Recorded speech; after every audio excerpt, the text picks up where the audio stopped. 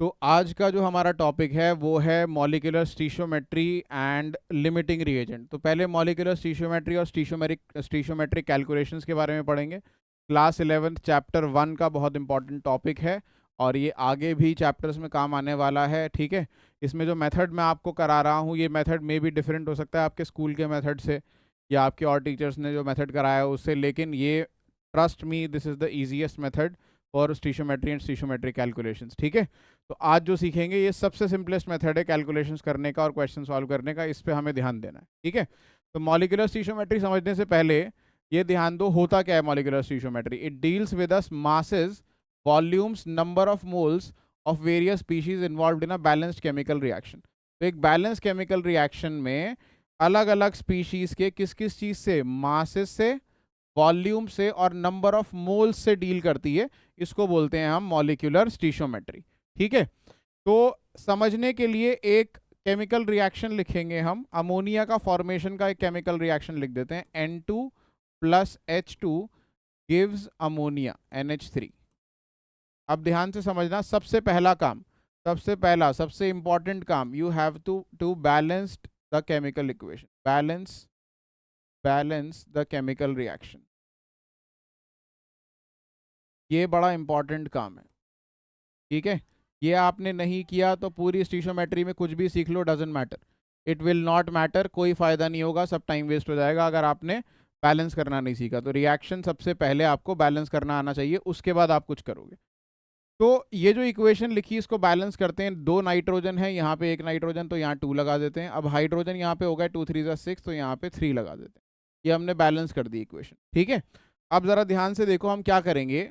इस इक्वेशन में जो भी स्पीशीज हैं, जो भी चीजें हैं, रिएक्टेंट्स और प्रोडक्ट, जैसे नाइट्रोजन, हाइड्रोजन और अमोनिया, इन तीनों का हम मास की फॉर्म में रिप्रेजेंट कर सकते हैं ना, यानी इनके मासेस लिख सकते हैं, इनके नंबर ऑफ मोल्स लिख सकते हैं और इनका वॉल्यूम लिख सकते हैं at STP, volume at STP, standard temperature and pressure. ठीक है, तो मासेस कैसे लिख सकते हैं, ये 3 चीजें मैं लिखूंगा। मैं यहाँ लिख देता हूँ, मैं इनके मासेस लिखूंगा, इनके नंबर ऑफ मोल्स मैं लिखूंगा और तीसरा इनका volume at STP, standard temperature and pressure में लिखूँ। कैसे लिखूंगा ये समझो जरा ध्यान से। मास कैसे आएगा, मोल कैसे आएंगे, नंबर ऑफ मोल कैसे आएंगे और वॉल्यूम कैसे आएगा, समझो इस चीज़ को। मास बेटा इसका जो मॉलिक्यूलर मास होगा या एटॉमिक मास होगा या बेसिकली मोलर मास होगा, जो भी इसका, वो लिखेंगे हम ग्राम में। तो एक नाइट्रोजन का 14 होता है एटॉमिक मास, 2 नाइट्रोजन है यहाँ पे N2, तो इनका कितना हो जाएगा, N2 का हो जाएगा 28, तो 28 ग्राम लिख दिया मैंने यहाँ। ठीक है, इसके बाद हाइड्रोजन जो है यहाँ पर, हाइड्रोजन के अंदर एक हाइड्रोजन होता है 1 ग्राम, 6 हाइड्रोजन है, देखो 3 2 6, 3 2 6 हाइड्रोजन है, तो 6 हाइड्रोजन का मास हो गया 6 ग्राम।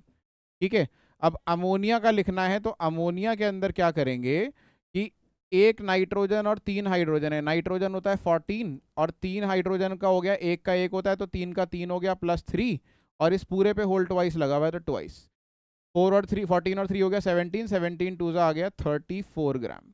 तो 34 ग्राम नाइट्रोजन का, इसका अमोनिया का मास है यहाँ पे। ठीक है, आप चाहो तो एक बार इसे वेरीफाई करने के लिए law of conservation of mass भी यहाँ पर अप्लाई करके देख सकते हो। देखोगे अगर ध्यान से, रिएक्टेंट के जो टोटल मास है वो प्रोडक्ट के बराबर है। 28 ग्राम प्लस 6 ग्राम अगर करोगे तो वो 34 ग्राम के इक्वल आएगा। Law of conservation of mass apply हो रहा है कि नहीं हो रहा। ठीक है, तो यहाँ law of conservation of mass apply हो गया। अब जरा ध्यान से देखिए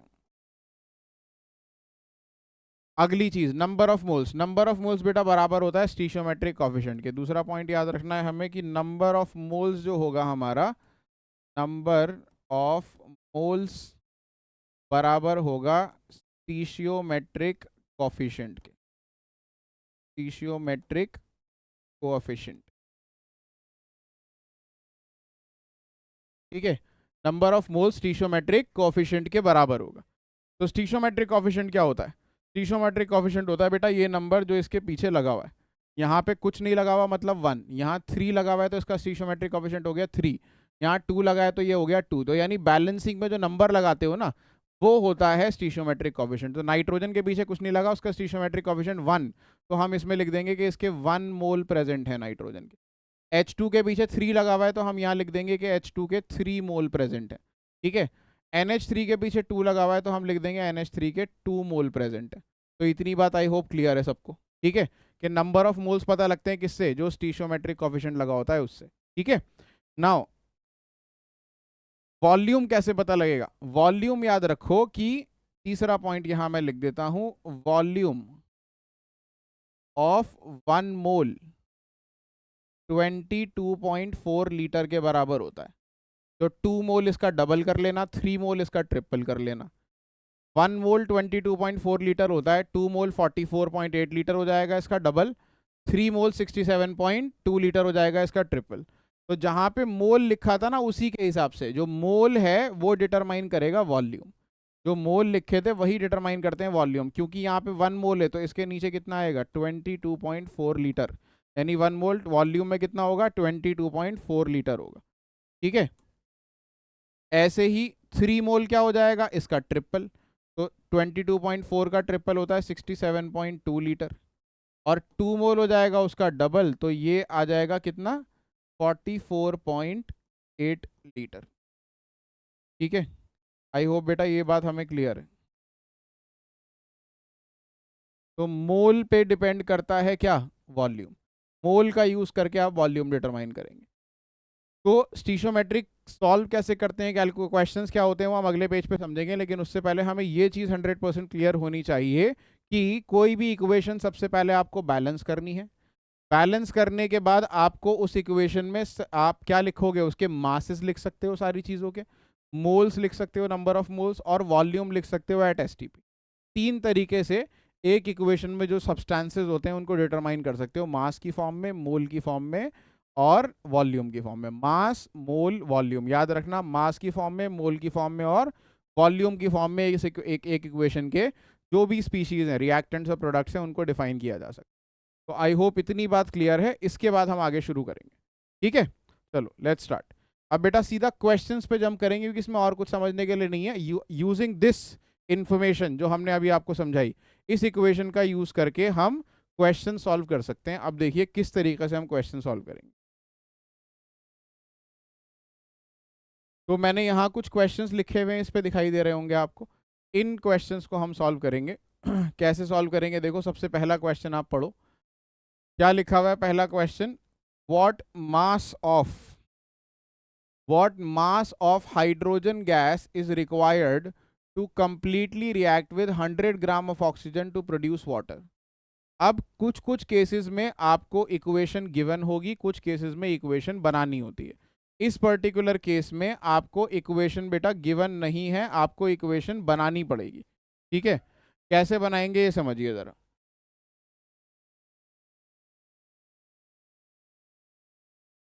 तो आपको लिखा हुआ है what mass of hydrogen gas is required to completely react with 100 gram of oxygen. देख के समझ में आ रहा होगा, हाइड्रोजन गैस का रिएक्शन कराना है ऑक्सीजन गैस से, और क्या प्रोड्यूस करना है, वाटर प्रोड्यूस करना है।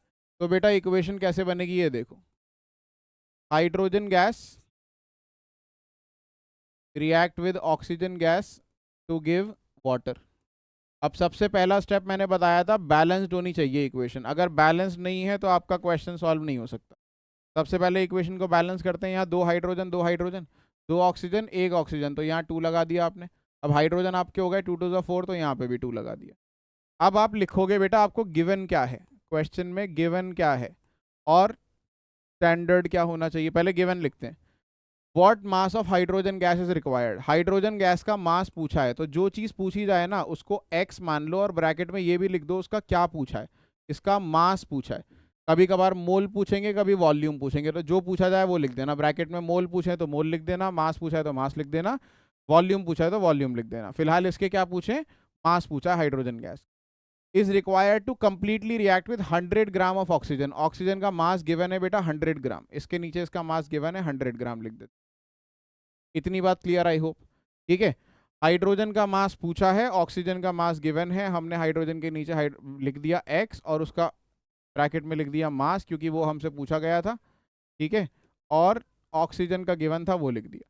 अब आप क्या करेंगे, अब आप इसके नीचे लिखेंगे बेटा स्टैंडर्ड। क्या लिखेंगे, स्टैंडर्ड, STD लिख रहा हूँ शॉर्ट में उसे, स्टैंडर्ड। स्टैंडर्ड का मतलब क्या है, जो होना चाहिए था। हमने जैसे सीखा था ना पिछली इक्वेशन में कि क्या होना चाहिए था, ये तो गिवन है। स्टैंडर्ड तो बेटा करना क्या है, मास के नीचे मास लेना है। स्टैंडर्ड में हमने देखो स्टैंडर्ड में क्या सीखा, पिछले पेज पे हमने सीखा किसी इक्वेशन के अंदर रिएक्टेंट का मास भी निकाला जा सकता है, मोल भी और वॉल्यूम भी।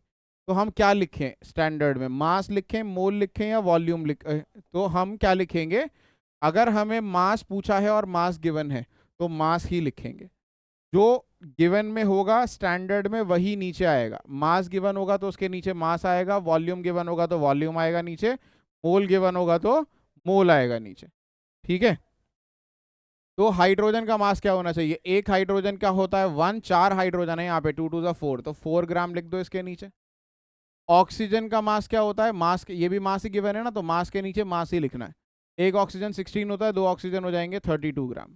अब ये देखो, ये एक हमने एक टेम्पलेट सॉर्ट ऑफ या एक स्ट्रक्चर बना लिया, गिवन लिख दिया जो हमें गिवन था, और जो स्टैंडर्ड होता है वो लिख दिया। अब क्या करना है, जैसे ये लिखा हुआ दिखाई दे रहा है ना बेटा, इसको एज इट इज इक्वेशन में कन्वर्ट कर दूंगा। एज इट इज क्या मतलब है इस बात का, x के नीचे मुझे दिखाई दे रहा है 4, तो मैं लिखूंगा x अपॉन 4, ठीक है, और इक्वल टू का साइन डालूंगा। फिर मुझे 100 के नीचे इक्वल दिखाई दे रहा है 32, तो मैं 100 के अपॉन में लिखूंगा 32। दैट्स इट, मेरी इक्वेशन बन के तैयार हो गई। ठीक है, अब मैं इसे x के लिए सॉल्व कर लूंगा, तो x is equal to 4 into 100 आ जाएगा, और 4 इंटू 100 अपॉन 32, यह आ गया 4 8 सा, और 8 से इसे डिवाइड किया 12.5 ग्राम, ये आ गया मास। तो हमें यहाँ पर हाइड्रोजन का 12.5 ग्राम चाहिए होगा, क्या करने के लिए, ऑक्सीजन से रिएक्ट करने के लिए। दैट्स इट, हो गया क्वेश्चन। इससे ज़्यादा आसान मेथड कोई नहीं होगा। ठीक है, अब एक और ट्राई कर लूँ। What mass of ammonia will be produced when 10 gram of nitrogen gas reacts with excess of hydrogen? इस बार अमोनिया प्रोड्यूस कर रहे हैं किससे, नाइट्रोजन और हाइड्रोजन से। तो इक्वेशन तो समझ में हमें आई गई, तो लिख देते हैं, वही अमोनिया के फॉर्मेशन वाली इक्वेशन है जो एग्जांपल में की हमने, N2 plus H2 gives NH3। तो बैलेंस करने के लिए 2 और 2 3 है यहाँ पे 6, ठीक है, 6 हाइड्रोजन हो गए और 2 नाइट्रोजन हो गए। ठीक है,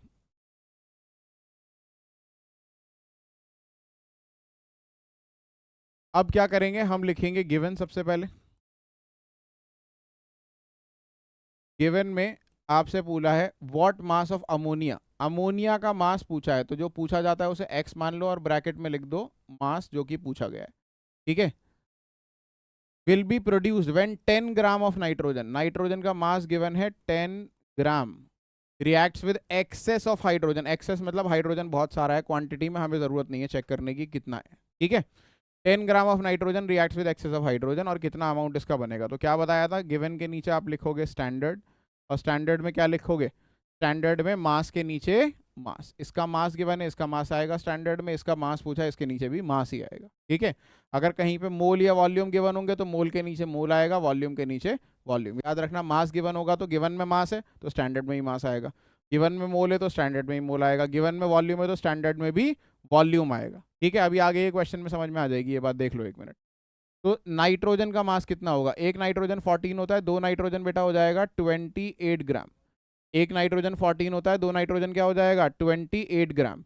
नाउ हाइड्रोजन कितना होगा, सॉरी हाइड्रोजन तो चाहिए ही नहीं, ना गिवन है ना पूछा है, तो हाइड्रोजन को इग्नोर करो, कोई ज़रूरत नहीं है हाइड्रोजन लिखने की। अमोनिया की बात करते हैं। अब अमोनिया मास गिवन है तो मास ही लिखेंगे यहाँ पे। अब मास कितना आएगा चेक कर लेते हैं, अभी हमने कैलकुलेट करा था, फिर दोबारा से दिखा देता हूँ। 14 नाइट्रोजन का होता है, 3 हाइड्रोजन का 3 हो जाएगा, और इस पर क्या लगा हुआ है बेटा, होल ट्वाइस लगा हुआ है, तो 14 और 3 17, 17 टू ज़ा 34 ग्राम। तो मास के नीचे मास लिख दिया। अब वही काम करना है जो पिछले क्वेश्चन में किया, जो लिखा हुआ है बेटा उसी से इक्वेशन बना देंगे। 10 के नीचे 28 लिखा हुआ है तो 10 अपॉन 28 इक्वल टू x के नीचे 34 लिखा है तो x अपॉन 34। अब इसे सॉल्व कर दो। x इक्वल टू क्या हो जाएगा 340 अपॉन 28। ठीक है, 34 इसको 10 से मल्टीप्लाई कर दिया, 340 हो गया, अपॉन में 28 हो गया, कैंसिल करके 14 20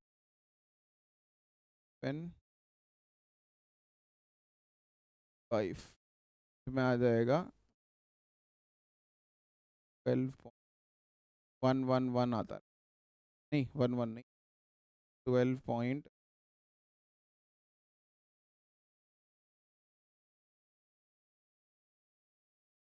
14 समथिंग ऐसे आएगा ग्राम। ठीक है, तो अप्रॉक्सीमेटली ये आपका आंसर आ गया। आई होप इतना क्लियर है सब लोगों को, समझ में आ गया है। ठीक है, स्क्रीनशॉट ले लो इसका, नोट डाउन कर लो।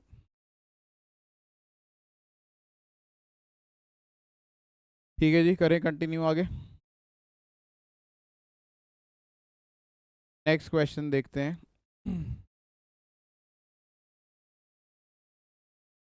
तो नेक्स्ट क्वेश्चन है 20 gram of carbon undergoes complete combustion, calculate the mass of oxygen used. 20 gram carbon का कंबशन होता है और ऑक्सीजन का मास कितना यूज हुआ ये भी बताना। ये भी मास वाला ही क्वेश्चन है। कार्बन का कंबशन हो रहा है बेटा ऑक्सीजन के साथ, ये तो पता है ना इक्वेशन की, क्या बनेगा carbon dioxide, C plus O2 gives CO2। ठीक है, ये बनेगा। कार्बन प्लस ऑक्सीजन कंबाइन करके क्या बनाएंगे CO2। क्या बोला है 20, गिवन देखते हैं सबसे पहले। गिवन में लिखा है कार्बन का मास 20 ग्राम, 20 ग्राम कार्बन का कंबशन होता है। Calculate the mass of oxygen used, mass of oxygen निकालना है, यानी ऑक्सीजन को x मान लें और ब्रैकेट में लिख देते हैं मास, क्योंकि मास निकाल। अब स्टैंडर्ड में वही करना है, गिवन में अगर मास है तो स्टैंडर्ड में भी मास ही आएगा। गिवन में अगर मोल आ जाएगा या वॉल्यूम आएगा तो उसके नीचे मोल के नीचे मोल, वॉल्यूम के नीचे वॉल्यूम। तो मास के नीचे मास। बेटा एक कार्बन, सबसे पहले देख लो इक्वेशन बैलेंस्ड है कि नहीं। कार्बन एक है, ऑक्सीजन दो है, ऑक्सीजन दो है। ठीक है, कार्बन का मास, एक कार्बन का एटॉमिक मास क्या होता है 12। ठीक है, तो कार्बन का मास हो जाएगा 12 ग्राम कार्बन का मास हो गया। ऑक्सीजन, एक ऑक्सीजन होता है 16, दो ऑक्सीजन हो जाएंगे 32 ग्राम ऑक्सीजन का मास हो गया। अब बस सिंपल इक्वेशन है 20 के अपॉन में बेटा 12 और x के अपॉन में 32। Now you know how to solve it. x निकालने के लिए 32 इंटू 20 डिवाइडेड बाय 12, जो भी आंसर आएगा कर लेना, ग्राम में आंसर आ जाएगा क्योंकि आप क्या निकाल रहे हो मास। ठीक है, तो अब ये पूरी कैलकुलेशन खुद कर लेना।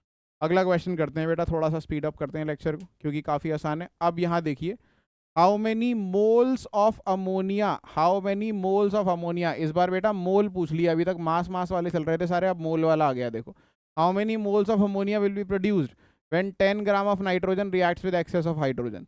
तो इक्वेशन तो वही है अमोनिया वाली, तो पहले तो इक्वेशन बना लेते हैं। Nitrogen reacts with hydrogen to give ammonia, balance करेंगे, यहाँ 2 लग जाएगा, यहाँ 3 लग जाएगा। अब गिवन में लिखते हैं क्या है, how many moles of ammonia. Ammonia पूछा है, उसे x मान ले, लेकिन इस बार मास नहीं पूछा, क्या पूछे हैं बेटा मोल्स पूछे हैं। तो मोल लिख देते हैं ब्रैकेट में, मास नहीं लिखेंगे, ब्रैकेट में क्या लिखेंगे मोल्स लिखेंगे। ठीक है, will be produced on when 10 gram of nitrogen, nitrogen का मास दे दिया 10 ग्राम, नाइट्रोजन का मास क्या दे दिया हमें 10 ग्राम नाइट्रोजन का मास दे दिया।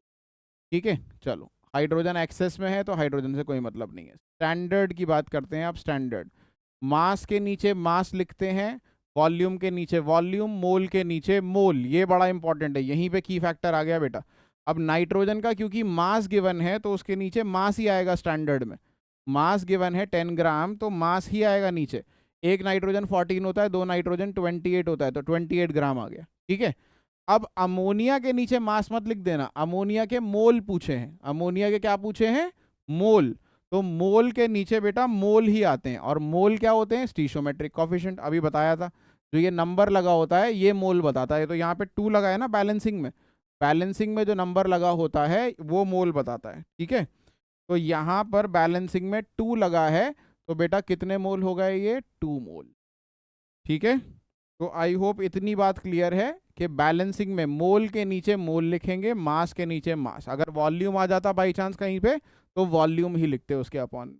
अब इक्वेशन बना दो, फॉर्मूला आपके सामने है। 10 के अपॉन में नीचे 28 है तो 10 अपॉन 28 इक्वल टू, दूसरी साइड पे x के नीचे 2 है तो x अपॉन 2, तो x निकल कर आ जाएगा बेटा 2 इंटू 10 हो जाएगा 20, क्रॉस मल्टीप्लाई करके अपॉन में 28, कैंसिल करेंगे 10 14 5 7 5 बाई 7 आ जाएगा, और फिर 0.713 समथिंग ऐसे, सॉरी 714 समथिंग आएगा x की वैल्यू। और x क्या निकाले थे हमने, x निकाले थे बेटा मोल, तो यूनिट क्या होगा मोल का यूनिट मोल ही होता है। तो 0.714 मोल इसका आंसर हो गया। आई होप इतनी बात हमें एकदम क्लियर है। ठीक है, चलो जी एक और क्वेश्चन देखते हैं, दो और इनफैक्ट देखते हैं। What mass of CO2 will be produced on combustion of 2.5 mole of carbon. 2.5 mole carbon बनाने पर कितना 2.5 mole sorry what mass of CO2 will be produced on combustion of 2.5 mole of carbon. 2.5 mole carbon का combustion करने पर कितना मास जो है वो CO2 का बनेगा, ये बोला है ना। CO2 का मास कितना बनेगा ये पूछा है आपसे। तो कैसे करेंगे देखिए जरा।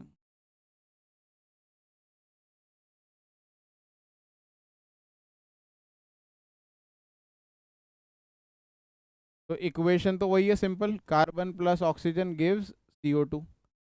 ठीक है, मैं ज़्यादातर जो क्वेश्चन करा रहा हूँ उसमें इक्वेशन तो मैं खुद ही लिखनी पड़ रही है, कभी कभार इक्वेशन थोड़ी कॉम्प्लिकेटेड होती है, तो वो इक्वेशन गिवन भी आती है आपको एग्जाम में। ठीक है, तो इस केस में फिलहाल हम इक्वेशन लिख रहे हैं। तो गिवन क्या है बेटा, गिवन है what mass of CO2 will B produce. CO2 का मास पूछा है, एक्स मान के ब्रैकेट में लिख देते हैं मास, ये पूछा है। On combustion of 2.5 mole of carbon, carbon के 2.5 मास नहीं दिया इस बार, मोल गिवन है। तो गिवन ये आ गया स्टैंडर्ड, इसके नीचे आप क्या सिखाया, मास के नीचे मास लिखो, मोल के नीचे मोल लिखो, और वॉल्यूम होगा तो उसके नीचे वॉल्यूम। फिलहाल हमें कार्बन के मोल दिए हैं तो यहाँ पे मोल ही लिखेंगे। अब यहाँ देखो कुछ नहीं लगा कार्बन के पीछे, अगर कुछ नहीं लगा तो कितने मोल माने जाएंगे, 1 मोल। तो कार्बन के स्टैंडर्ड में क्या आ गया बेटा, 1 मोल। जहाँ कुछ नहीं लगा होता वो 1 मोल माना जाता है, जहाँ पे 2 लगा है 2 मोल, 3 लगा है 3 मोल, कुछ नहीं लगा मतलब 1 मोल। सही है, तो 1 मोल ऑफ कार्बन गिवन है और इसका मास पूछा है, तो मास के नीचे मास ही आना चाहिए। तो CO2 का मास बेटा 12 होता है कार्बन का, एक ऑक्सीजन 16, दो ऑक्सीजन 32, 12 और 32 मिला के हो गया 44, 44 ग्राम जो है इसका मास है। बन गई इक्वेशन, दैट्स इट। 2.5 के अपॉन में बेटा आ गया 1 और x के अपॉन में आ गया 44। दोनों को क्रॉस मल्टीप्लाई करोगे, 44 इंटू 2.5 और कितना आ गया 110। 110 क्या निकाला है, मास निकाला है ना, तो ग्राम में आए। ठीक है, ये हो गया बैलेंस्ड, मतलब ये हो गया क्वेश्चन सॉल्व। अगला क्वेश्चन देखो, how many litres of chlorine gas at STP is needed to prepare 0.5 mole of HCl। अब बेटा इक्वेशन पढ़ के आई होप, क्वेश्चन पढ़ के आई होप इक्वेशन बनाना समझ में आ रही होगी कैसे बनेगी। How many litres of chlorine gas, chlorine gas का कितना लीटर चाहिए होगा STP पे, क्या प्रिपेयर करने के लिए, HCl। अगर तुम्हें HCl प्रिपेयर करना है तो क्लोरीन गैस चाहिए Cl2 और साथ में क्या चाहिए होगा, हाइड्रोजन गैस H2। तो इतना कॉमन सेंस होना चाहिए कि इक्वेशन क्या बनेगी, HCl प्रिपेयर करने के लिए H2 और Cl2, लगता है ये आप 10th क्लास में भी पढ़ चुके हो। ठीक है, तो ये HCl बन गया, बैलेंस करोगे, दो हाइड्रोजन है तो यहाँ 2 लग जाएगा, दो क्लोरीन ऑलरेडी हो गए। अब क्या पूछा है, गिवन लिखते हैं, और क्या गिवन है ये भी देखते हैं। गिवन लिखने में सबसे बोला है हाउ मेनी लीटर। अगर हाउ मेनी लीटर बोल रहा है, लीटर का मतलब वॉल्यूम पूछ रहा है ना, हाउ मेनी लीटर्स का मतलब क्या हुआ, क्या पूछ रहा है, वॉल्यूम किसका, क्लोरीन गैस का। क्लोरीन गैस को मान लो x और ब्रैकेट में लिख दो क्या पूछा है, इसका वॉल्यूम पूछा है बेटा। ठीक है, हाउ मेनी लीटर्स पूछा है ना, इसका मतलब वॉल्यूम पूछा है। STP is needed to prepare 0.5 mole HCl। HCl के मोल गिवन है 0.5 मोल HCl, HCl के आपको मोल गिवन है। अब बड़ा सिंपल सा है, स्टैंडर्ड लिखेंगे। क्या सिखाया मैंने आपको, मास के नीचे मास, मोल के नीचे मोल, वॉल्यूम के नीचे वॉल्यूम। सही है, तो मास तो है ही नहीं, वॉल्यूम है यहाँ पे, वॉल्यूम पूछा है, वॉल्यूम के नीचे वॉल्यूम। अब वॉल्यूम अगर आपको याद दिला दूं, वॉल्यूम डिपेंड करता था बेटा, वापस चला जाता हूँ, आई थिंक एक भी नहीं किया तो आप भूल गए होगे।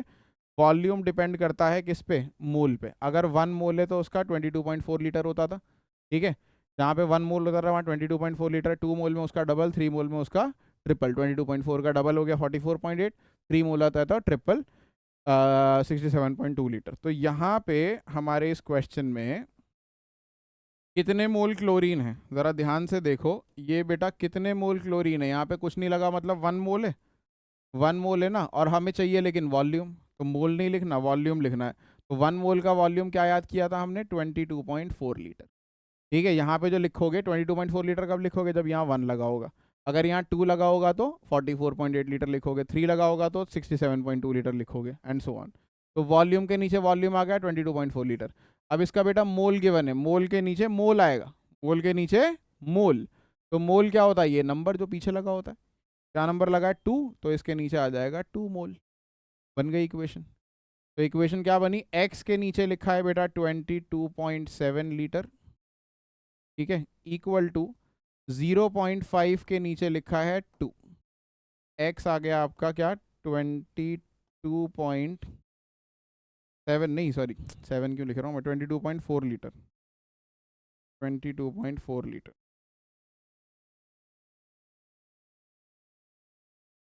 22.4 लीटर इंटू 0.5 अपॉन में, ठीक है, ये सॉल्व कर करा के आपका x आ जाएगा बेटा 5.6, और वॉल्यूम निकाला है क्योंकि, तो वॉल्यूम किस में आएगा, लीटर में। 5.6 लीटर क्लोरीन गैस रिक्वायर्ड होगी, ठीक है। तो आई होप हमें यहाँ तक क्लियर है। अब एक ये क्वेश्चन है, ये आप ज़रा खुद से ट्राई करो, ठीक है। I will give you 5 minutes to solve it and then फिर मैं रिज्यूम करता हूँ, ठीक है। पॉज कर देते हैं अभी।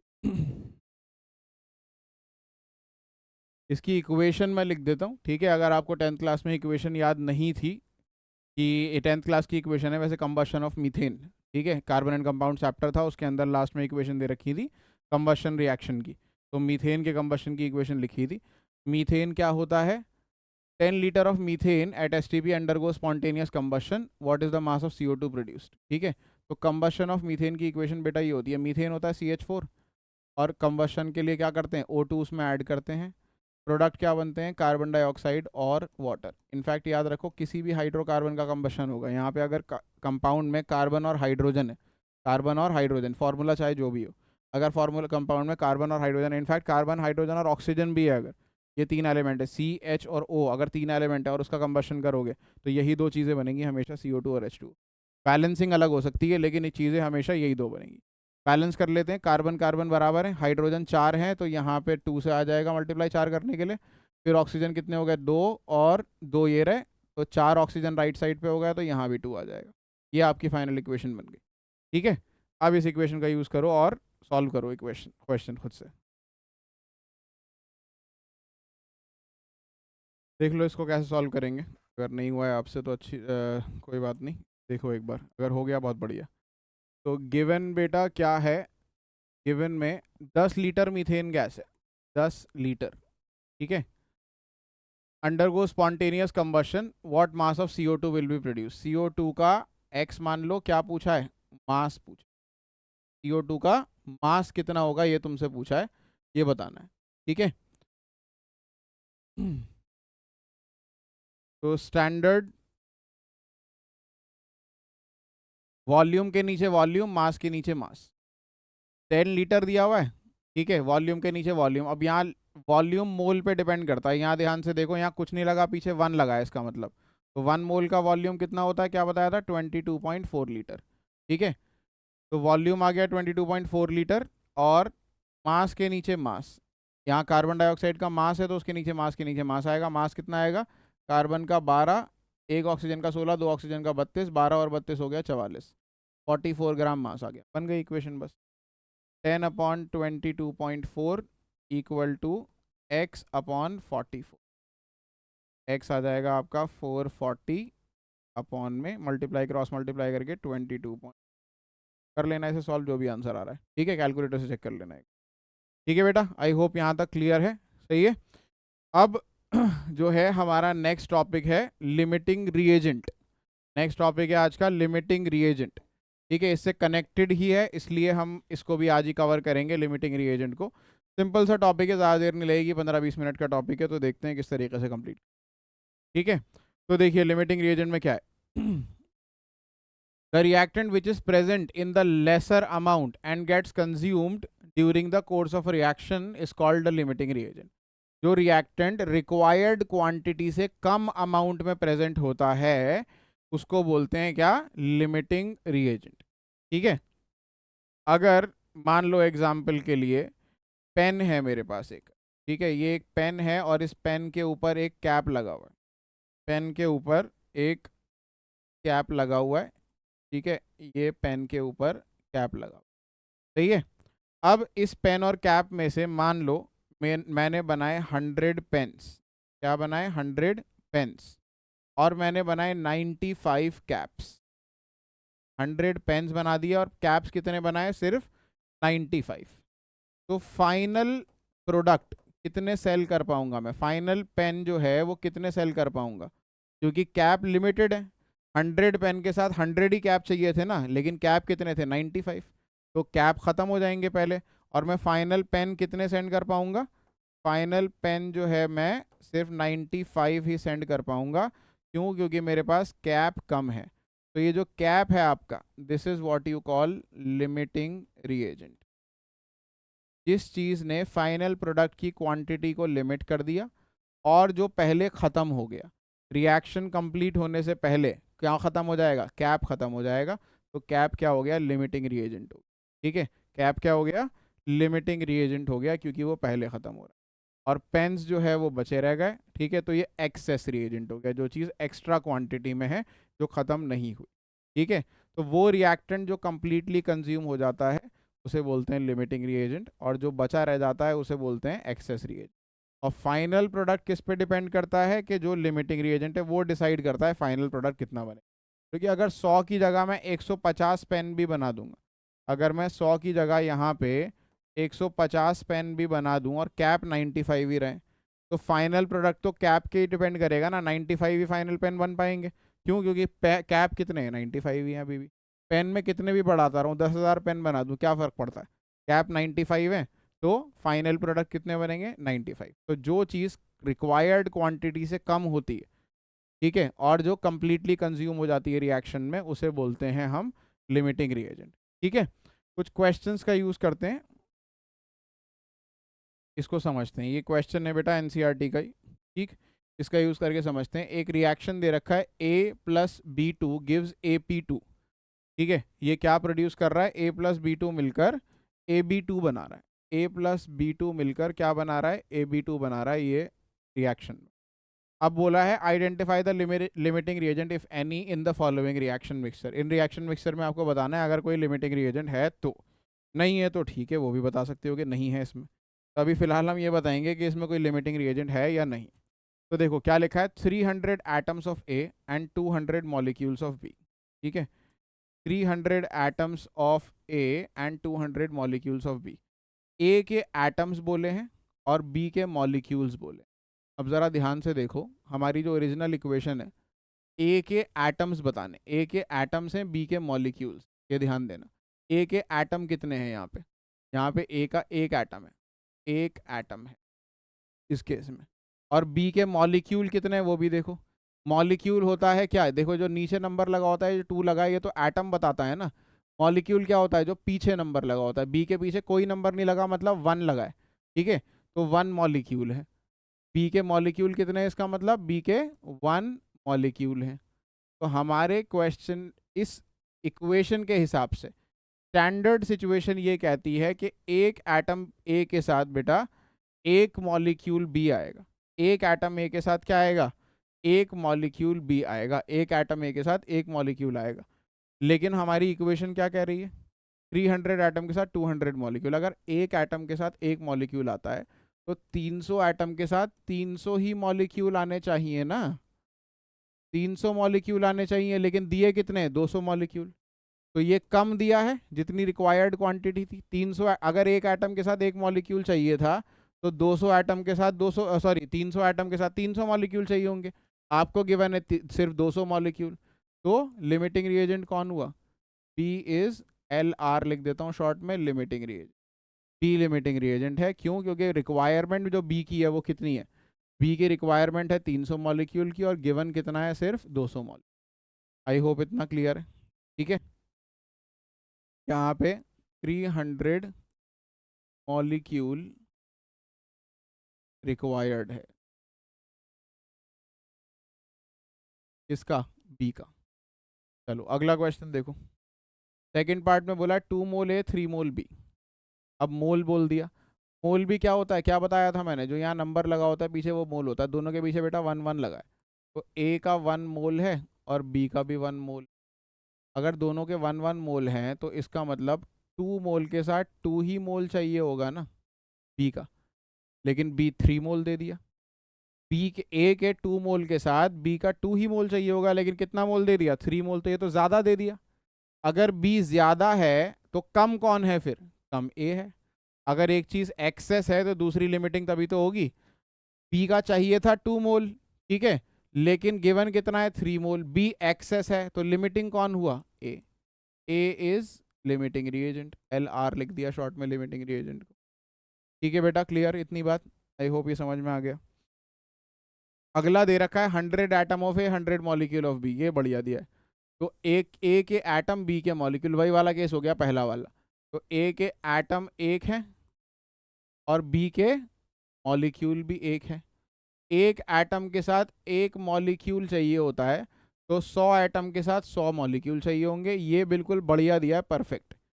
ना तो कोई चीज़ ज़्यादा दी है और ना ही कम दिए। एक एटम के साथ एक मॉलिक्यूल चाहिए होता है, तो 100 एटम के साथ 100 मॉलिक्यूल चाहिए होंगे, बढ़िया। नो लिमिटिंग रिएजेंट, इस केस में कोई लिमिटिंग रिएजेंट नहीं है, परफेक्ट कॉम्बिनेशन गिवन है आपको, ठीक है। इसके बाद मोल वाला आ गया फिर से, 5 मोल ए 2.5 मोल बी। तो देखो फिर से मोल वाला केस आ गया। तो मोल में बताया था कि जो पीछे नंबर लगा होता है वो मोल होता है। ये 1 मोल है, ये भी 1 मोल है, ए और बी दोनों 1 1 मोल है। तो 5 मोल के साथ 5 ही मोल चाहिए होंगे ना बेटा।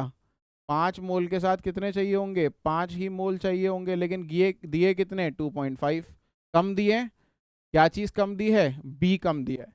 बी कम दिया है तो बी हो गया limiting reagent, B is limiting reagent. अगला वाला देखो फिर से वही मोल मोल दोनों का मोल दिया हुआ है। तो 1 मोल के साथ 1 मोल चाहिए होता है, तो 5 मोल के साथ यहाँ पे 5 मोल होना चाहिए था।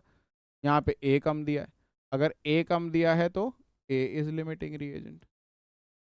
तो आई होप इतनी बात क्लियर है। 1 मोल के साथ 1 मोल, तो बेटा दोनों में 5 5 मोल, इधर 5 मोल है तो यहाँ भी 5 मोल होना चाहिए था ना, या उल्टा देख लो, यहाँ पे 2.5 है तो यहाँ पे भी क्या होना चाहिए था, 2.5 मोल होना चाहिए था। तो ये एक्सेस दिया है, 2.5 होना चाहिए था, 5 गिवन है। अगर बी एक्सेस है तो लिमिटिंग कौन होगा, ए लिमिटिंग होगा, ठीक है। आई होप क्लियर है बात, हमें ढंग से समझ में आ गई है, ठीक है। और क्वेश्चंस भी करेंगे इस टॉपिक पे, अभी देखते हैं। अगला क्वेश्चन इस पे देखते हैं, identify the limiting reagent in the following cases. आपको कुछ केसेस दिए हैं, इसमें लिमिटिंग रिएजेंट आइडेंटिफाई करना है। आप थोड़ा सा रिएक्शन बेस्ड हो गया ये, ठीक है। अब केमिकल रिएक्शन इक्वेशन बनानी पड़ेगी और फिर उसके बाद आपका लिमिटिंग रिएजेंट आइडेंटिफाई होगा। तो देखो पहला दिया है 10 gram hydrogen gas reacts with 100 gram of chlorine gas to produce HCl। तो पहले तो इसकी इक्वेशन बनाते हैं। A H2 gas react with chlorine gas to produce HCl, ठीक है। बैलेंस कर लेंगे इक्वेशन को, 2 हाइड्रोजन 2 क्लोरीन है तो 2HCl हो जाएगा। उसके बाद आप क्या करेंगे, उसके बाद बेटा हम इसके अंदर लिखेंगे गिवन हमें क्या है। वही अब ये मॉलिक्यूलर स्टीशियोमेट्री की तरह सॉल्व होगा। गिवन क्या है, 10 gram hydrogen 100 gram chlorine, 10 gram hydrogen 100 gram chlorine, ये गिवन है। अब इसके नीचे स्टैंडर्ड भी लिख देंगे हम। मास के नीचे मास लिखना सिखाया था ना, जहाँ भी मास गिवन ग्राम में गिवन है यानी मास गिवन है, मास के नीचे क्या लिखोगे, मास, ठीक है। एक हाइड्रोजन का मास 1 होता है, 2 हाइड्रोजन का क्या हो गया, 2 ग्राम, और 100 ग्राम क्लोरीन गिवन है, इसके भी मास के नीचे मास लिखेंगे। एक क्लोरीन होता है 35.5, 2 क्लोरीन का मास कितना हो गया बेटा, 71 ग्राम, ये लिख दिया। अब क्या करो, तुम्हें जो गिवन है ना वो सही गिवन नहीं है, ये तुम्हें कंफर्म करना है कि इसमें से लिमिटिंग रिएजेंट कौन सा है, कौन सी चीज़ तुम्हें ज़्यादा या कम गिवन है वो तुम्हें पता लगाना है। तो क्या करो, तुम किसी भी गिवन में से किसी भी एक को बेटा, किसी भी एक को आप x मान लो। गिवन में से स्टैंडर्ड में से मत ले लेना, गिवन में से किसी भी एक को। जैसे 100 ग्राम क्लोरीन गिवन है, 10 ग्राम हाइड्रोजन गिवन है, इन दोनों में से किसी भी एक को तुम x मान लो, ठीक है।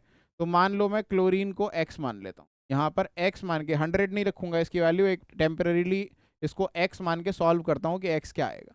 वो x जो है ना मुझे ये बताएगा कि क्लोरीन यहाँ पे कितना होना चाहिए, रिक्वायर्ड क्वांटिटी बताएगा। 100 तो गिवन है, रिक्वायर्ड कितना ये पता लगाना है क्लोरीन मुझे, ठीक है। हो सकता है 100 ही रिक्वायर्ड हो सकता है कम हो सकता है ज़्यादा रिक्वायर्ड हो, तो उससे लिमिटिंग रिएजेंट पता लग जाएगा। तो किसी को भी ज़रूरी नहीं है मैं क्लोरीन को ही मानूँ, मैं यहाँ पे 10 ग्राम जो हाइड्रोजन गिवन है इसकी जगह भी एक्स मान सकता हूँ। मैंने अपनी मर्जी से दोनों में से गिवन में से किसी दो रिएक्टेंट गिवन होंगे, दोनों में से किसी एक को हम एक्स मान लेंगे। तो मैंने क्लोरीन को मान लिया एक्स। अब मैं इसे सॉल्व करता हूँ, सिर्फ क्लोरीन की जगह पे 100 की जगह पे एक्स रखूंगा, 100 नहीं रखूंगा, बाकी सब एज इट इज। 10 दिया हुआ है, अपॉन में 2 दिया हुआ है, 10/2, ठीक है। और 10 के अपॉन में 2, 10/2 इक्वल टू 100/71 मत करना, 100 की जगह जो तुमने x लिया x/71 करना। अब सॉल्व करोगे, 71 इंटू 10 हो जाएगा 710 डिवाइडेड बाई 2, तो ये आ गया आपका 355 ग्राम, ठीक है। 355 ग्राम x की जगह आया है बेटा। तो इसका मतलब ये है कि 3x जो निकाला था ना हमने हमने माना था x को कि कितना होना चाहिए, तो हम बोलेंगे यहाँ पे कि 355 ग्राम, क्या 355 ग्राम ऑफ, क्या निकाला है हमने, एक्सिस को माना था क्लोरीन को, Cl2 is required. 355 gram Cl2 जो है वो रिक्वायर्ड है, रिक्वायर्ड है। और हमें गिवन कितना है, 100 ग्राम। 355 ग्राम की जरूरत है लेकिन गिवन है 100, तो ज्यादा थोड़ी गिवन है, कम गिवन है ना, ठीक है। 355 ग्राम रिक्वायर्ड है लेकिन गिवन है 100, तो हम लिखेंगे but we have 100 gram chlorine. तो 355 ग्राम की रिक्वायरमेंट है और प्रेजेंट है सिर्फ 100 ग्राम, तो क्लोरीन ही तो कम प्रेजेंट है, तो क्लोरीन क्या हो गया, लिमिटिंग रिएजेंट हो गया। Therefore Cl2 is limiting reagent. बस हो गया क्वेश्चन सॉल्व। यही बताना था कि लिमिटिंग रिएजेंट कौन सा है। ए पार्ट सॉल्व हो गया, आई होप इतना क्लियर, ठीक है। ये क्लोरीन जो है आपका लिमिटिंग रिएजेंट है। अगला बी पार्ट ट्राई करते हैं। बी पार्ट में बोला 2 मोल कार्बन रिएक्ट कर रहा है 32 ग्राम ऑक्सीजन से टू प्रोड्यूस CO2। तो इस बार जो क्वेश्चन है वो ये है कि कार्बन जो है वो ऑक्सीजन से रिएक्ट कर रहा है to produce CO2। Equation already balanced है। 2 मोल कार्बन है, 2 मोल कार्बन गिवन है, गिवन लिखेंगे यहाँ पे और नीचे स्टैंडर्ड लिखेंगे। तो गिवन है 2 मोल कार्बन और रिएक्ट कर रहा है 32 ग्राम ऑक्सीजन से, 32 ग्राम ऑक्सीजन से। अब मैंने क्या बताया था, मास के नीचे मास लिखना होता है, मोल के नीचे मोल, वॉल्यूम के नीचे वॉल्यूम। तो 2 मोल गिवन है यहाँ पे, मोल के नीचे मोल ही लिखेंगे। अब स्टैंडर्ड में मोल कितना है, यहाँ पे कुछ नहीं लगा, नंबर 1 लगा है, तो क्या आएगा इसके नीचे 1 मोल, ठीक है।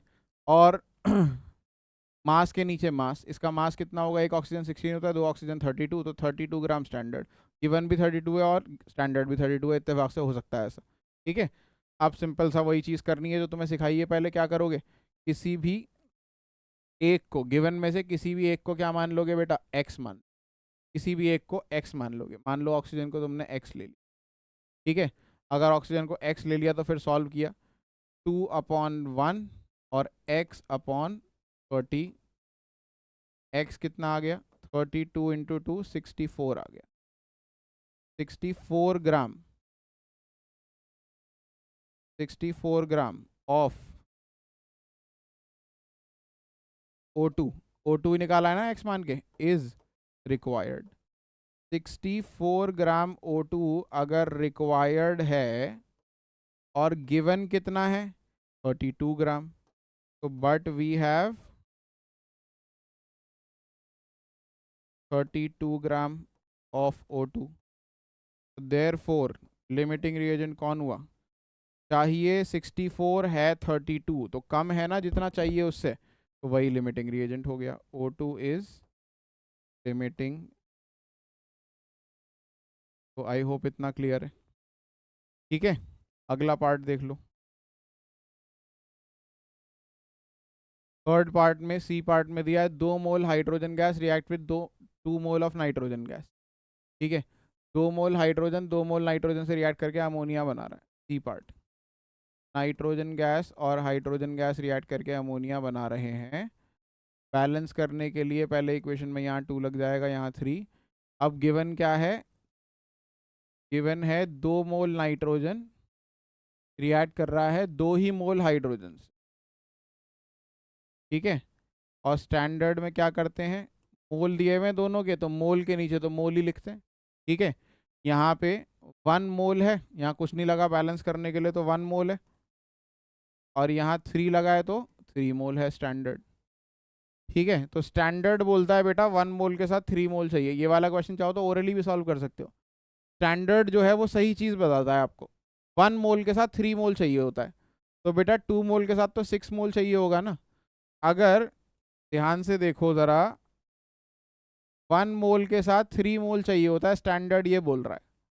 तो बेटा 2 मोल के साथ कितना चाहिए होगा, 6 मोल चाहिए होगा कि नहीं? ये तो कॉमन सेंस है, इसके अंदर सॉल्व करने की भी ज़रूरत नहीं है।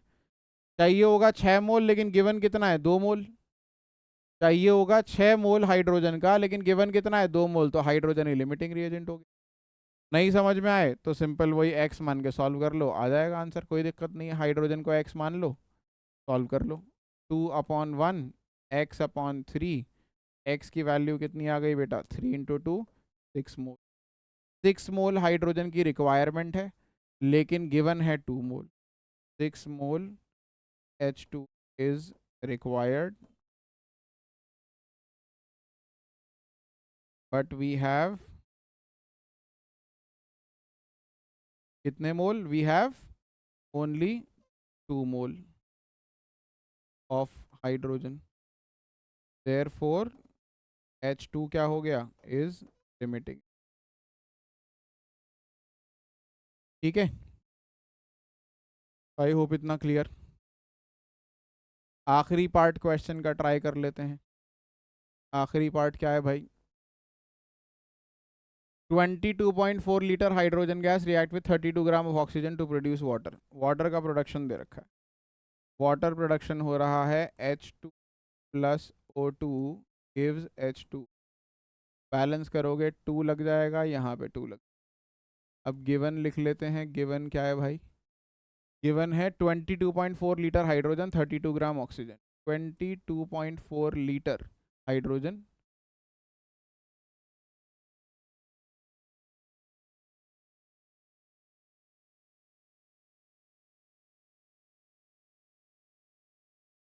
गिवन 22.4 लीटर हाइड्रोजन और 32 ग्राम ऑक्सीजन।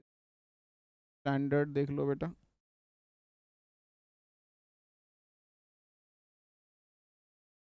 स्टैंडर्ड देख लो, ये गिवन था, स्टैंडर्ड देख लो। वॉल्यूम के नीचे क्या लगाएंगे, वॉल्यूम, और मास के नीचे मास। वॉल्यूम के नीचे बेटा वॉल्यूम लगाएंगे। यहाँ पे वॉल्यूम कितना होगा, देखो वॉल्यूम डिपेंड करता है मोल पे, ये 2 मोल है। 1 मोल सिखाया था तुम्हें 22.4 लीटर होता है, तो 2 मोल कितना होगा, 2 मोल होगा 44.8 लीटर, है ना। देखो वॉल्यूम के नीचे वॉल्यूम, लीटर के नीचे लीटर में ही आना चाहिए, तो 2 मोल दे रखे हैं यहाँ पे, 2 मोल का वॉल्यूम हो जाएगा 44.8 लीटर। ठीक है, और मास के नीचे मास लगाना है, तो 32 ग्राम, इसका मास कितना होगा, एक ऑक्सीजन का 16, 2 ऑक्सीजन का 32, तो मास सेम ही आ रहा है 32। बस अब वही काम करना है जो पहले तक किया है। एक को मानना है x, इसी O2 को ही मान लेते हैं, मान लो x। ठीक है, अब सॉल्व करते हैं। 22.4 divide by 44.8 equal to x/32। अब देखो ये कैंसिल हो रहा है, 22.4 44.8 का डबल होता है, अपॉन में 2 आ गया, x कितना आ गया 32/2, दैट इज 16 ग्राम। अब 16 ग्राम O2 रिक्वायर्ड है बेटा, यहाँ उल्टा हो गया कहानी। ठीक है, क्या लिखेंगे यहाँ पे, 16 ग्राम ऑफ O2 इज रिक्वायर्ड।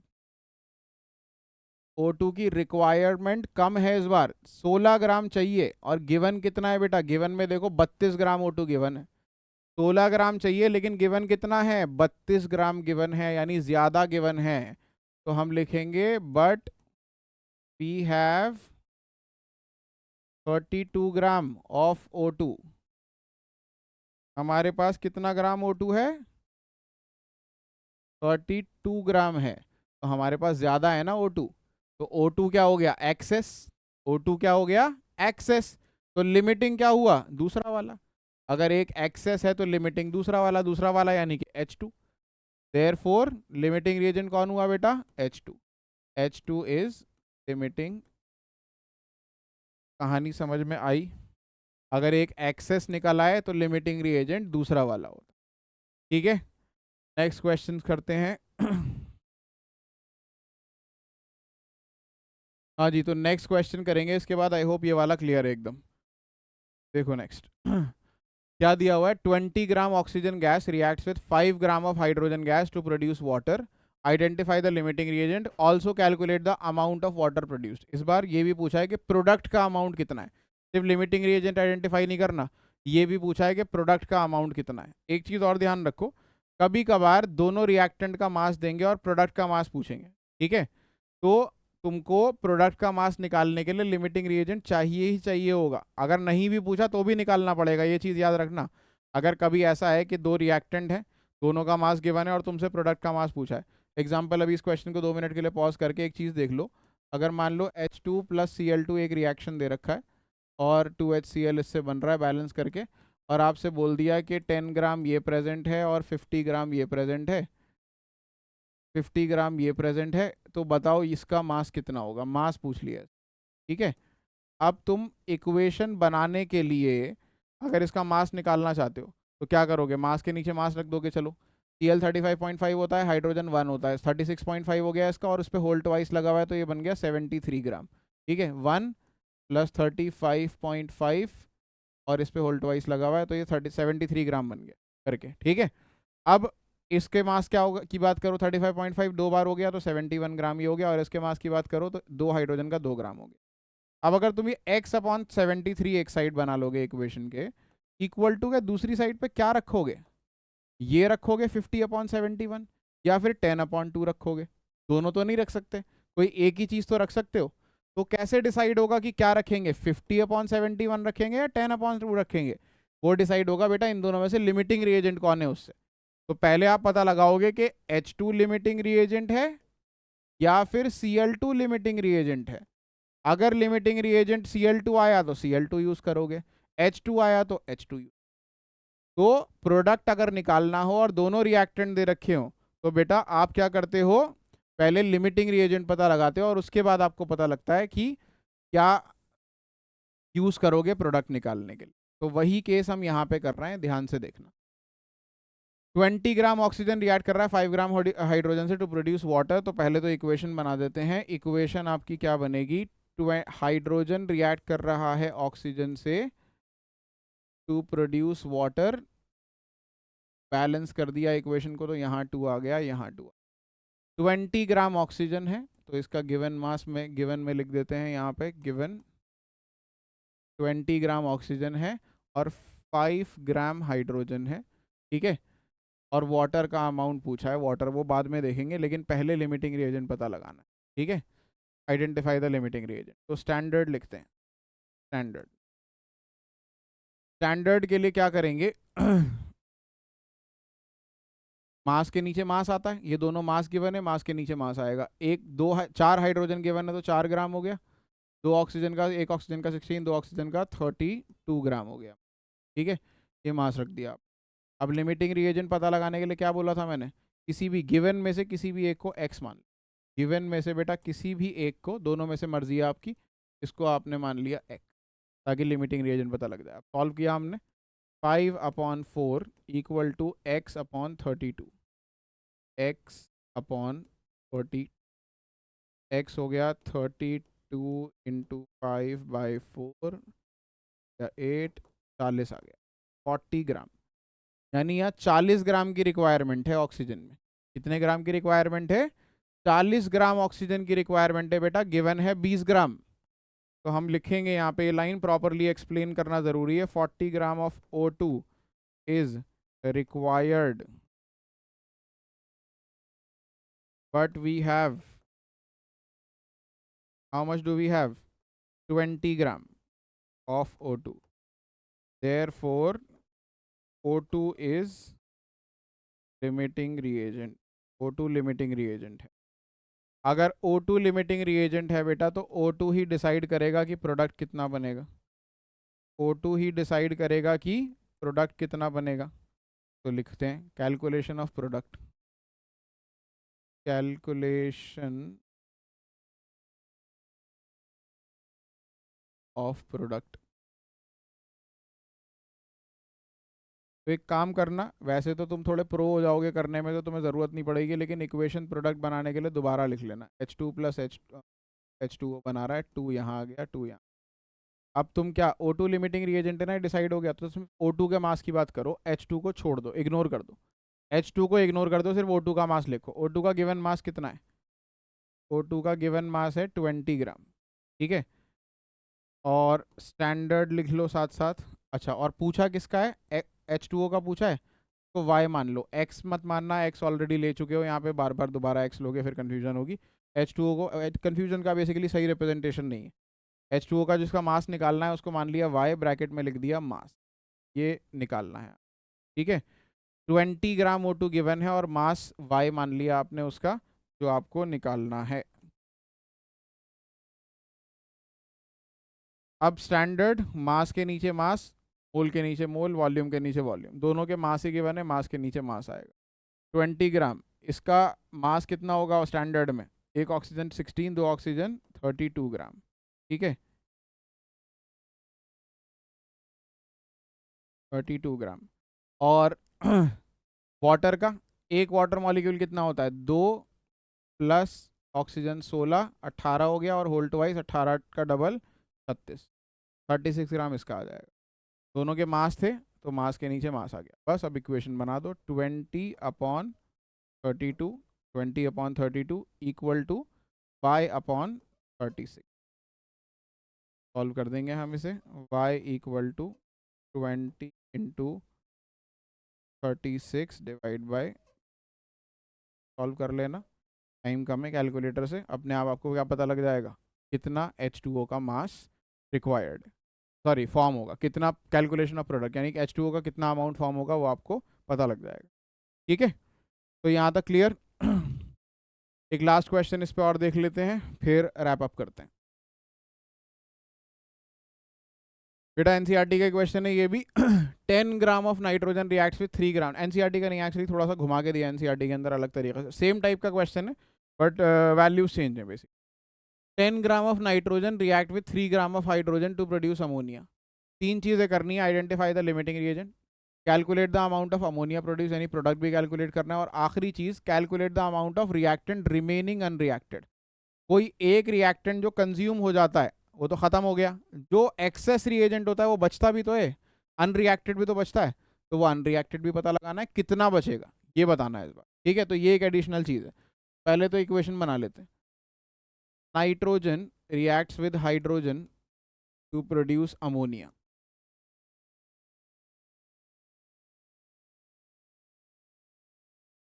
तो बेटा नाइट्रोजन हाइड्रोजन रिएक्ट करके अमोनिया बना रहे हैं, तो बैलेंस करेंगे, पहले यहाँ 2 आ जाएगा, यहाँ 3 आ जाएगा।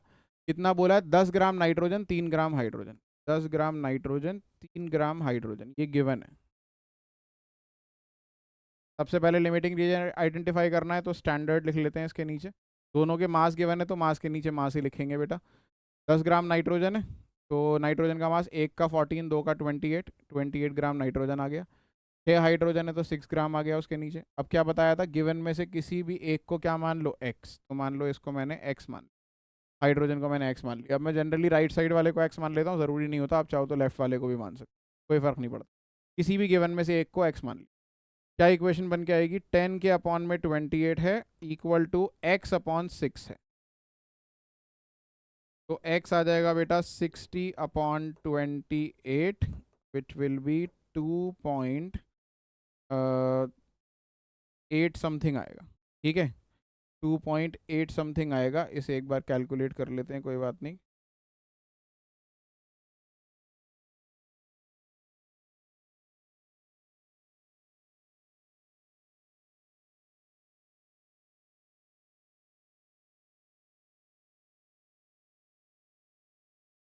सॉरी 2.8 क्यों बोल, मैं 2.14, 2.14,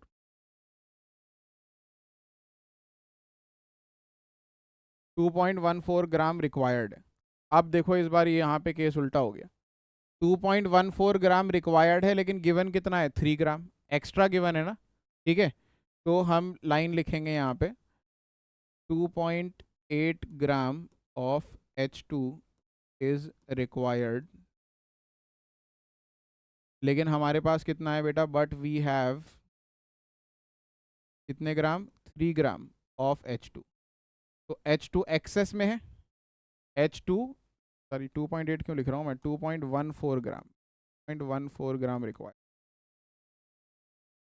2.14 gram of H2 is required, but we have 3 gram of H2. Therefore limiting reagent कौन हुआ, अगर ये एक्सेस में है ना हमारे पास, तो लिमिटिंग कौन हुआ, दूसरा वाला। Therefore N2 is limiting. ठीक है, अब अगला स्टेप कैलकुलेशन ऑफ प्रोडक्ट। ये ए पार्ट सॉल्व हो गया क्वेश्चन का, या फर्स्ट पार्ट कह लो क्वेश्चन का, ये सॉल्व हो गया। सेकेंड पार्ट सॉल्व करने के लिए हम कैलकुलेशन ऑफ प्रोडक्ट,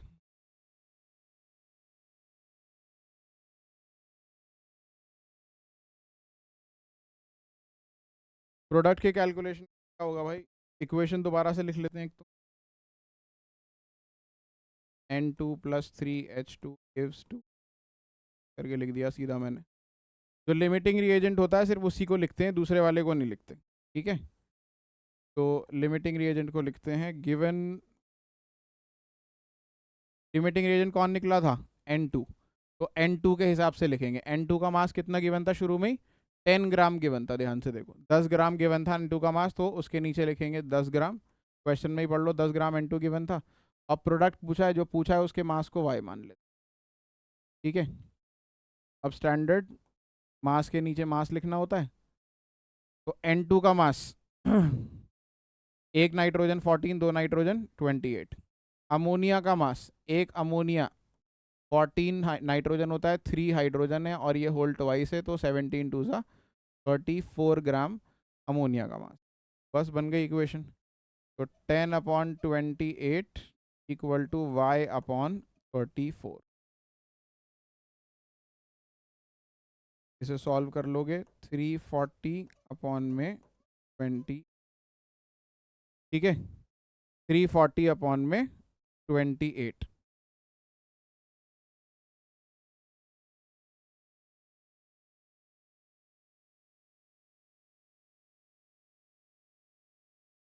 ये आ जाएगा 12.15 अप्रॉक्सीमेट, 12.15 ग्राम अप्रॉक्सीमेटली।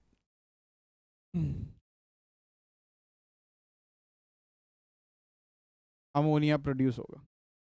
क्वेश्चन का आखिरी स्टेप बेटा, थर्ड, आपको पता लगाना है एक्सेस रिएजेंट कितना है। एक्सेस रिएजेंट यानी जो चीज़ एक्स्ट्रा है क्वांटिटी में, वो कितनी एक्स्ट्रा है। ठीक है, तो हमें ये तो पता है एक्सेस रिएजेंट H2 है, हमारे शुरू में ही पता लग गया कि हमारा रिक्वायर्ड H2 कितना आया था, 2 पॉइंट, ये वाली लाइन को जरा ध्यान से देखो, 2.14 gram H2 is required, but we have 3 gram. 2.14 gram required था, लेकिन हमारे पास था कितना, 3 ग्राम। तो अनरिएक्टेड, ये पूछा है ना, अनरिएक्टेड, हम लिखेंगे अनरिएक्टेड यानी बचा हुआ, जो रिएक्ट नहीं किया। अनरिएक्टेड H2 कितना होगा, 3 ग्राम गिवन था और 2.14 ग्राम रिक्वायर्ड था। 3 ग्राम में से 2.14 ग्राम माइनस कर दो बेटा, तो 0.86 ग्राम H2 जो है वो बचा रह जाएगा बिना रिएक्ट हुए। समझ में आई बात यहाँ तक। ऐसे करके हम एक्सेस रिएजेंट निकाल, ठीक है, रिक्वायर्ड क्वांटिटी निकाल लो उसकी, और ये देख लो गिवन कितनी क्वांटिटी है। रिक्वायर्ड क्वांटिटी निकालने के लिए बताया था, किसी भी चीज़ की रिक्वायर्ड क्वांटिटी निकालनी है तो क्या, उस चीज़ के गिवन को एक्स मान, उसकी रिक्वायर्ड क्वांटिटी आ जाएगी। रिक्वायर्ड क्वांटिटी आ गई तो फिर गिवन में से उसे माइनस कर दो, क्या पता लग जाएगा कि वो एक्सेस कितना है या अनरिएक्टेड कितना बचा रहे। ठीक है, कितना एक्स्ट्रा है या कितना अनरिएक्टेड बचा रह जाएगा।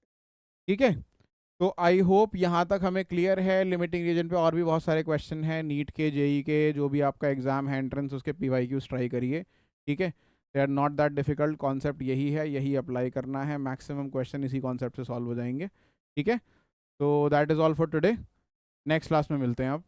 ठीक है, विद मोलैरिटी, मोलैलिटी होपफुली, या फिर empirical formula and molecular formula की करेंगे। Let's see you all together in the next class. Thank you, that is all for today.